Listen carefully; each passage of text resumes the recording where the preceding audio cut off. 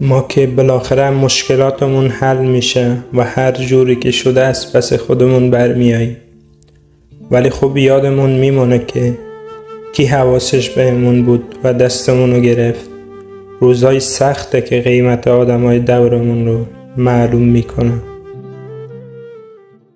من همش حس میکنم که دیرم شده و باید عجله کنم. نمیدونم کجای زندگی باید برسم که با خیال راحت بشینم و استراحت کنم. دیگران در جستجوی زندگی در یک سیاره دیگرند. قصه وطن ما قصه نان است هنوز. صدای قلب نیست، صدای پای توست که شبها در سینه ام میدوی. کافیست کمی خسته شوی، کافیست بایستی. شب برایم ثابت می شود که جز خدا کسی را ندارم.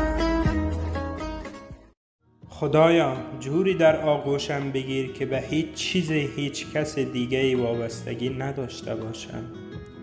خدایا کنارم باش و خودت برام بچین، جوری بچین که همه به چشم ببینن که من چه خدای بزرگ دارم.